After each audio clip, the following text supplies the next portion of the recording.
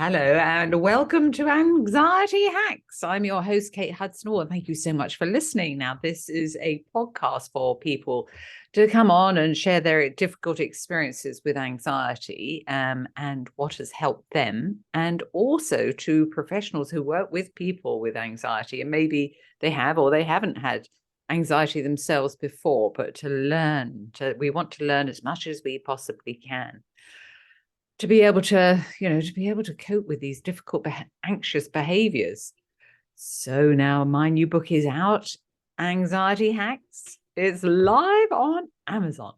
It's got proven techniques, tools, and tips to calmness. So there are many, many different ways to be able to help you to overcome your difficult behaviors. And the reason I did this was because everybody's different. We want to have as many tools as possible to be able to reach in and grab a tool from our toolbox to be able to calm ourselves. So check it out. It's on Amazon. Now, our guest today is the fabulous Ashley McCann. Ashley is a trauma and eating disorder specialist, as well as a yoga therapist. She offers individuals and groups worldwide support through her programs and offerings, from personalized retreats to group coaching and courses online with many free resources. Her aim is to help bring about change in the way that her clients feel in relation to food, plus their anxieties and their bodies, but most importantly, in their relationship with themselves. Ashley guides her clients forward through mindfulness, yoga, and a variety of therapies such as EMDR, eye movement desensitization reprocessing, and hypnotherapy to help them towards gaining new understandings that will assist them to move through life with more ease. Oh, fabulous, Ashley. Hello. That's the hope. Thank you so much for joining us. Yeah, thank you so much for having me. Oh, Yeah, God. I love that we get to be here together. Is it not working again? It's so much fun. Is it? Okay. Oh, I thought that it froze on you. Okay, good. Yeah. Well, we have had technical difficulties and we're just going to have. hope that it does not persist. I got Yes. nervous for a moment. There's my anxiety. Yeah. So tell us about your anxiety, Ashley. It's interesting. Yeah. Well, when you were opening and saying, to people that work with others who may not have had anxiety, and at this point, I look at life and say we all do. And we all do. We all need anxiety because it keeps us safe. It helps us make certain choices. And most of us have also experienced some sort of debilitating anxiety, if not for a day, but a period of time. But it makes me think back to when I became very aware of anxiety. And it was really like a tipping point for me. I was just out of college and I was working at the mind body medicine clinic at the University of Vermont, which I say because I feel that this is all very ironic. I was riding the elevator up to our floor one day and I just remember my heart beating so loud that it was like my hearing turned inward. And I felt just that I couldn't do anything. And literally those words, I can't, were all I could really take away when I looked back on it. I was like, I don't even know what I couldn't do. But that feeling like you're going to die that you have when you have a panic attack. And I was so confused by it because I had never experienced anything like it So that was the very first time. Yes. Yes.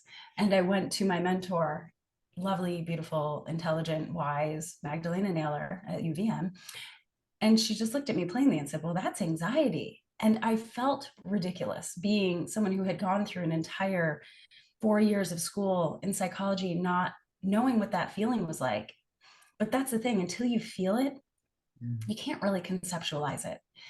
And there's benefit to a therapist having anxiety to be able to help other people truly manage it.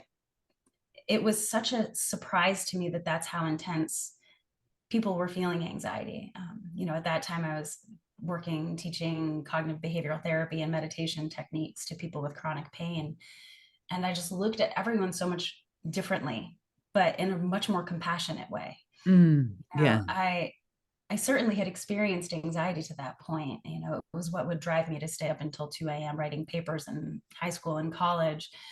And yet I had this new and different view of it that I certainly took forward when I went into grad school. So, you know, there is a wide spectrum when it comes to anxiety, and it can show up in functional and I'll say dysfunctional ways that can stop us. And Yeah. a lot of what I see and take away from it now is the way that we think about our anxiety affects our anxiety disproportionately.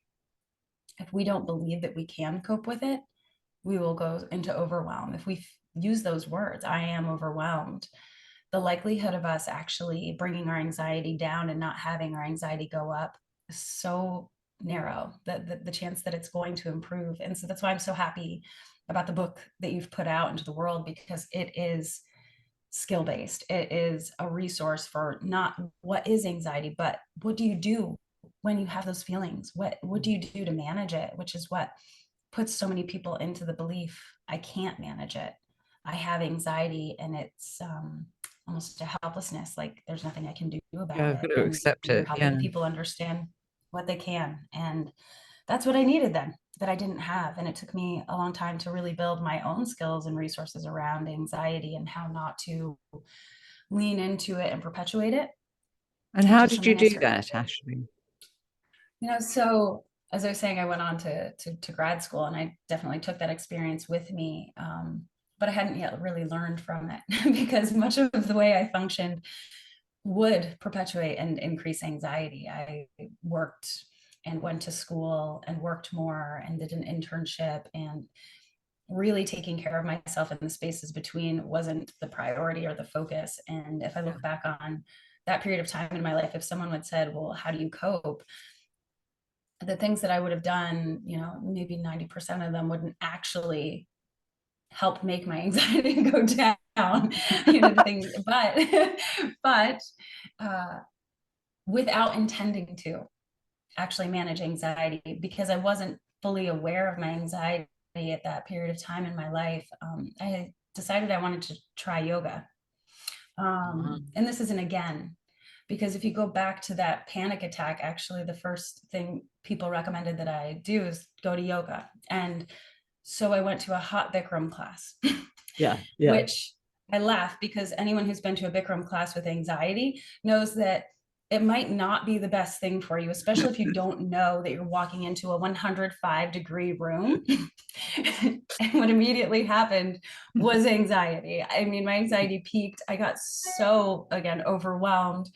I I had to just leave the room, and I actually almost got sick. It took me a long while to reground my nervous system, which I had no idea I was doing. And then I went back in.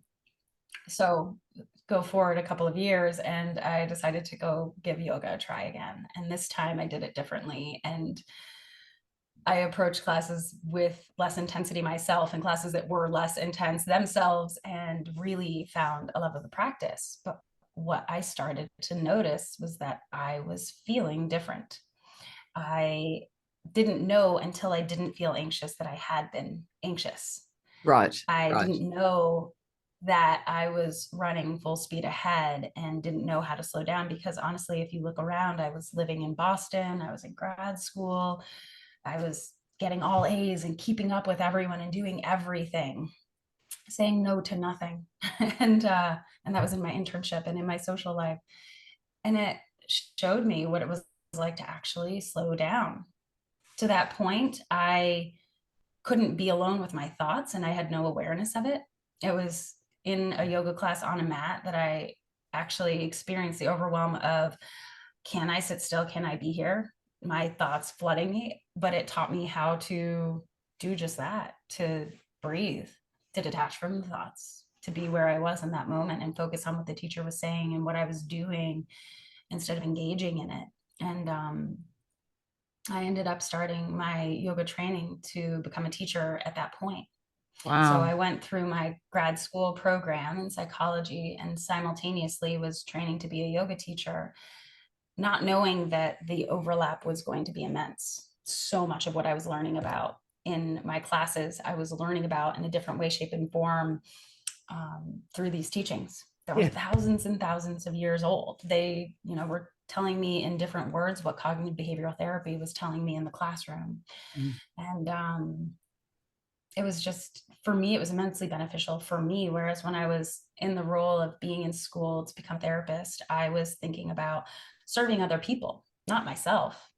And though they had us doing a lot of introspective work, I didn't even know what I needed to be introspective about back then. It was getting in those classes and the way that they were affecting the way I felt that showed me what I couldn't have seen. Again, until I went to therapy too. You need outside people, and you need felt experiences to really evoke change, I think, in life. I could read all the books. I could know theoretically all of the skills, but it's until you're actually practicing and doing it and repeating it that you know how it works for you. You feel the effects. And so I kind of fell into it, right? I didn't mean to do anything intentionally for my anxiety because I didn't even realize how anxious I was. But for most of the people I work with, they're coming to me because they're aware. Yeah. And how often, so if somebody has, severe anxiety, so how often, if they came to you for yoga, how often should they come? The thing is with yoga that we tend to think of it in most people, if you ask them what yoga is, they're going to think that it's a string of postures, movement on a mat in a yoga studio. And the beauty of what I now know about yoga is that it goes everywhere we go. And so while practicing in a studio on a mat or one-on-one or at your house by yourself or even using YouTube is beneficial, what's happening is that you're taking those things into your day, and it's an everyday thing, but you don't have to think about it as I need to do this every day for this to help me. So if how should you think about it? Just begin. Do something that feels accessible to you. So this is what we usually see when it comes to yoga. The person who has high anxiety might be high strung, not in a judgmental way, but that's operating on overdrive. The person who might associate with being perfectionistic or high functioning with their anxiety is more likely to walk into a yoga studio and go to a power class. Going into that 105-degree class for me was that example, right? I was going to go to I couldn't go to a class that was quiet and slow back then. I thought I would have crawled in my skin. And so going into that powerful class felt like the only logical thing to do. But what that is more likely to do is align with my anxiety and increase it. Whereas in a period of time when someone's experiencing depression, they are feeling low and slow, like they can't do anything. The idea of going into a power class might feel like an impossibility. And so they might be drawn to doing something that is lower and slower. Now that might not have as strong of an effect on getting them out of their depression. So what I'm saying is we might be drawn to one thing, and I say it's okay to start there. And what we'll hopefully find, which is what I found, that you start somewhere and it helps you get comfortable enough with the other possibilities of yoga that you might do the next thing. And that next thing might be that you practice breathing when you're not standing on a yoga mat intentionally, because we all breathe automatically. And I think everyone at this point has heard or had someone tell them that breathing could be really beneficial to stress and anxiety. And yet the idea of sitting and just breathing might not be something that everyone is going to do. But if you start going into a class, the likelihood that you're going to breathe differently goes up dramatically. You, without even meaning to, might just start breathing more fully and more deeply. And you might get more comfortable with the idea of doing that when you're not on your mat. Just like, the things that might seem a little further from us, like chanting, right? We might not really relate to the concept of chanting. Chanting has astronomical effects on our health. The benefits of chanting are immense. So if I were to say to the people listening today, chant, 90% of them might be like, no way. It's not there for me right now. But start where it feels reasonable, and you might find yourself hearing someone do some chanting, and you might go, oh, that's interesting. And you might get curious, and you might try that next thing. So what I would recommend to everyone is just begin where you're interested. What piques your interest? Is it going into one of those luxurious stretching classes? Do it. Is it doing something at home because you're not comfortable going into a public space and being around people? Get on YouTube. I have on my website outlines of classes that people can do on their own, and you can just choose one pose and get into it. There are certain postures that I've seen therapies like dialectical behavior therapy adopt, or at least the practitioners, they'll call it starfish, but it's Shavasana. Lay on the ground. And that's one thing I would recommend everyone try. When you're feeling stressed, anxious, overwhelmed, right? Lay down on the floor and just sprawl your limbs out, and then just exhale. And just let gravity exist. Remember that it's there for a minute. It's one of the most grounding things that I've found from yoga, and that so many of the people I work with are comfortable trying, right? And so it might be a pose, it might be a breath practice, it might be, one of the more spiritual practices like chanting, but you can also take something that seems spiritual and doesn't align with you and your spirituality and do it differently. When I used to teach kids, we wouldn't chant Om, we would chant home. We would just repeat it. It has the same effect as singing, but on a deeper level because of the way that we're holding the sounds and extending the sounds.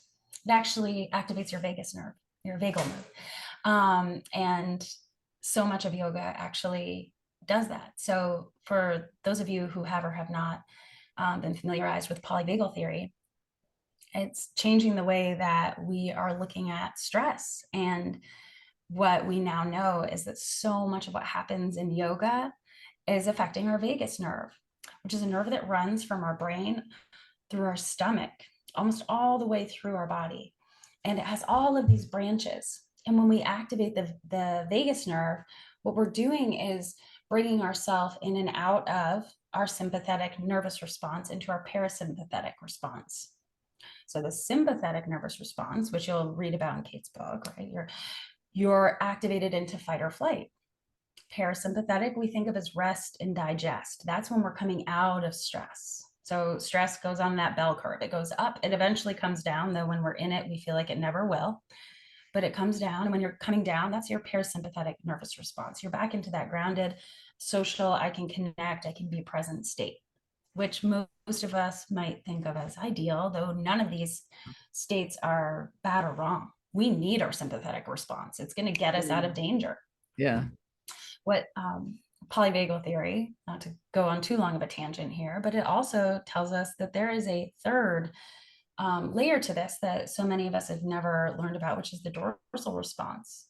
So that dorsal part of our system is the one that we see when we shut down, frozen. This is where so many people with anxiety might find themselves zoning out, dissociating, and just feeling stuck in the state of mind and experience of anxiety. So for those of you who find yourself feeling just numb at times, this is something that can be really interesting to tap into. And doing practices like breathing, chanting, moving your body, you're accessing your vagus nerve, and you can learn how to come in and out of your stress response, whether it is the sympathetic or parasympathetic or that dorsal freeze, much more smoothly and easily. And that book, Kate, that has provides so many strategies that tap into all of this. Absolutely. Thank you for that, Ashley. Yeah. And I love how you talk about the vagus nerve and the parasympathetic and sympathetic nervous system, because it's important for people to understand that. Yeah. In order to be able to. That's the main idea in all of this. That it's like, until we understand that we actually can manage the bodily aspect of our anxiety, and that has the effect on the mind aspect, and we can feel very crippled by our anxiety, unable to do anything. And so, anxiety isn't all in the head. Anxiety is in our body. And when we start to look at, okay, what can I do with my body to manage this? We have a lot more power. Control is not a bad thing. We want to have control over our minds and our bodies and our lives. And finding the things that work for you to feel that level of control, that sense of security in yourself, that confidence in I can adapt and adjust and cope to regulate my own mind and body, that's like, we need that for living life, to feel effective and to be confident and to feel safe and secure. Yeah, absolutely. Absolutely. So if somebody does, so what other advice have you got for somebody if they, if they have very, severe anxiety? What other tips have you got? Or maybe And thoughts? as you say that, I'm like, okay, severe, but for all of us, whether severe or not severe, we Yeah. need all of the same things. And what's going to work for me might not be what's best for someone else. Some of these things are quite universal. I call them adaptogens, right? The adaptogens that work a little bit for everyone and everything. Just learning how to notice the way that we're breathing. We've got this set up in our brain, that our brain is scanning for problems, for threats, right? And so, and this is neuroception. Our brain is constantly scanning our environment. If we have trauma, or if we've had difficult past experiences, we're more likely to scan and find threat, challenge, or problem. We talk about the word triggers a lot, and I know that trigger might feel overdone, but we all have our own triggers. It could be a person, an environment, it could be a time of day or a time of year. And if we have a brain that is hypersensitive to that trigger, we are more likely to live in a state of hyperactivation, right? Hyperarousal. That's our stress being on almost constantly. Yeah. And again, our brain intends well. It's trying to keep us safe. But what it's unfortunately doing is finding a lot of problems, a lot of threats where the threats actually could be manageable, but it's sending our body into these states of anxiety and stress constantly. And we have to bring ourselves back down, right? So it's like, we all need this, because what used to be a threat way back when, saber-toothed tigers attacking your cave, we don't have, many of us, most of us don't have those same threats day in and day out, yet most of our population has experienced trauma. So while the threat present day might not be the same as that saber-toothed tiger, it could be, being stuck in traffic or missing your train. Your body's still responding the same way it would if you were being attacked by a saber-toothed tiger. Yes. And so if that is happening constantly for you, it can feel overwhelming, thinking like, I constantly need to manage that. So what we need are those things that are adaptogenic, that go where we go. Right? I need to have something in my back pocket that I can do on the train, when I'm at work, when I'm in the middle of a public place. And what are those things? So there are certainly a lot of them, but I come back to breath. The effect that you have on your mind and your body, those two parts of our stress response, right? To get yourself back into a more neutral state. So what do we do for breathing? Really, if you just think about breathing, you're going to breathe more deeply. So if you just think about breathing, you're going to have a more positive effect on your mind and body. So don't overthink this. And while I say don't overthink it, I do want you to think seriously enough about it that you practice it every day. So set a reminder in your phone and just put the word breathe. And when you do that, you will breathe a little more deeply and a little more slowly if you repeat it. Now, what science shows us is that taking 6 breaths per minute is where we get into our ideal state. So the more slowly we breathe, the more we bring ourselves out of a stress response or out of our freeze. So again, adaptogen, meaning this works for if we're activated, this works for if we're shut down and we feel like we can't move. Another thing that works for both of those states is to start to practice mindfulness. Again, like trigger, I think it kind of gets overdone, but there are a lot of ways we practice mindfulness. And so mindfulness is bringing us back to the present and just noticing what's here on purpose.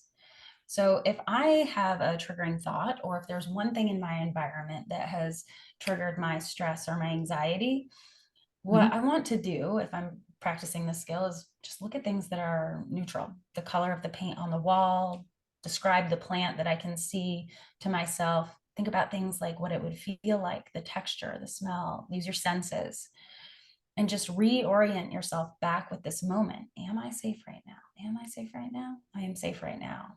I am here. Because for those who have trauma, especially, those triggers might be pulling you into a memory. For someone who has anxiety, they might be living 10 years in the future. And getting yourself right back to the right now, because can I manage this moment right now is what's most important in my mind for getting us out of our anxious thoughts. Yes. And getting us back into our body.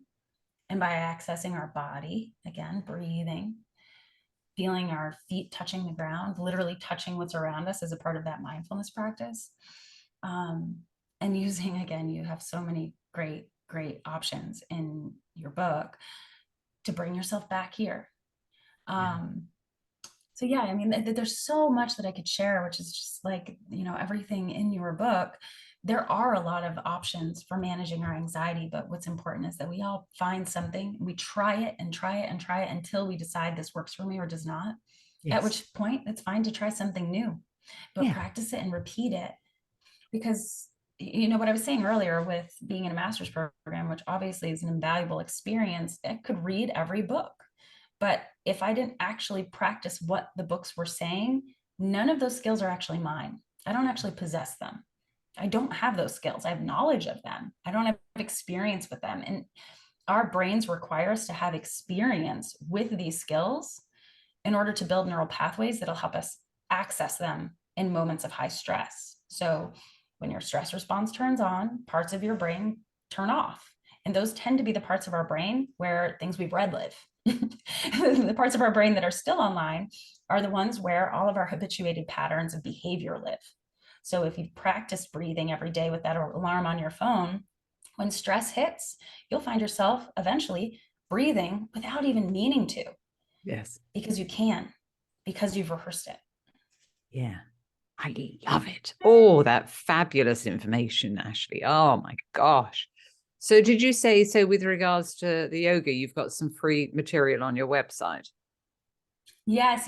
And I will be providing even more. So I want anyone who is interested in yoga or any of the practices that we've talked about today to send me a message, because what you'll find on there right now is a free skills and coping course, which will give you some of what I shared today, and physical practice, an asana practice that you can do on your own. But I always want to hear from people what it is they want and need, and I would love to hear from anyone. Oh, fabulous. So what's the name of your website, Ashley? It's www.ashleymchan, ASHLEYMCHAN.com. Oh, fabulous. Is that the best way for people to get hold of you? Oh, absolutely. Or you can email me directly at ashley@ashleymchan.com again. Yeah. Okay, great. Well, Ashley, thank you so much for joining us. This has just been valuable, insightful, fantastic information.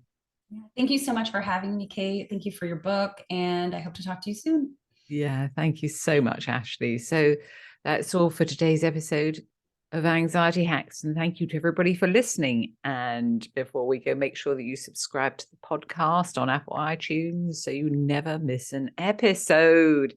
And let us know what you think by leaving us a review. That would be also fantastic. So thank you very much. And I look forward to chatting. Thank you, everyone.